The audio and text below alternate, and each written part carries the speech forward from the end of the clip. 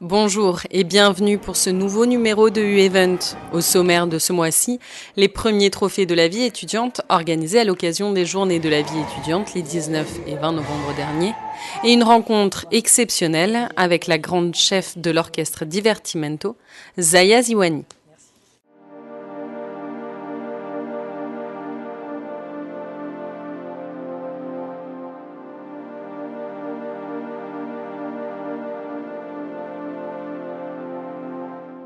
C'est en fanfare que se sont déroulées les dernières journées de la vie étudiante les 19 et 20 novembre dernier.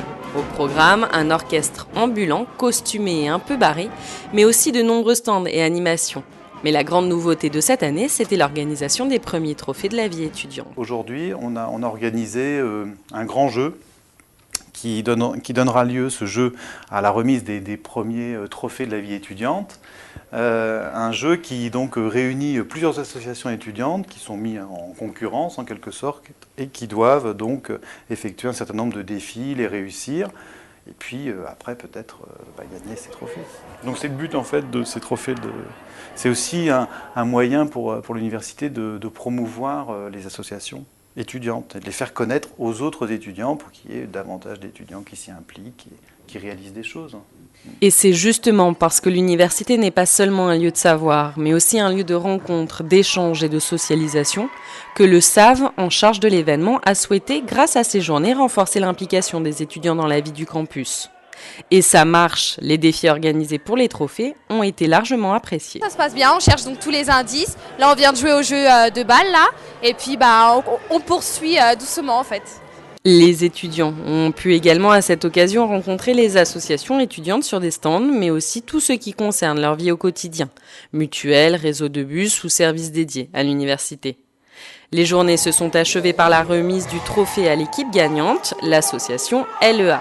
Celle-ci a remporté le financement du projet associatif de son choix, une manifestation qui a tout pour plaire, ludique et solidaire.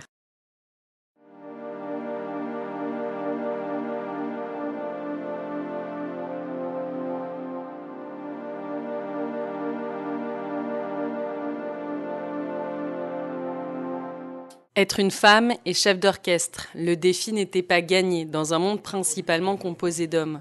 Mais il en fallait plus pour impressionner Zaya Ziwani. Directrice de l'orchestre symphonique Divertimento, la chef d'orchestre est une passionnée de musique qui a appris très tôt son métier. Invitée à l'occasion des grands entretiens, Zaya Ziwani a été reçue par les étudiants d'art et musique de l'université pour parler de sa passion. Interview. À l'époque, l'insouciance de l'âge, parce que j'ai commencé très tôt. Et donc, il est vrai que souvent, ce métier de chef d'orchestre, on l'aborde dans une deuxième partie de carrière. Et donc, moi, j'ai eu l'occasion de découvrir ce métier très tôt, pendant mon adolescence, en fait. Donc, je pense que c'était un petit peu aussi dans l'utopie des fois qu'on peut avoir quand on est jeune adolescent. On se dit un jour je serai cosmonaute ou président de la République. Moi je voulais être chef d'orchestre et donc résultat assez rapidement en grandissant j'avais envie de faire de la musique. Donc j'ai d'abord commencé par la guitare classique parce que c'était un instrument que j'avais envie de pratiquer. Assez rapidement j'étais un petit peu triste de ne pas pouvoir jouer la musique que j'ai beaucoup écoutée à la maison. C'était essentiellement de la musique symphonique. Mon père était passionné des opéras de Mozart, des symphonies de Beethoven.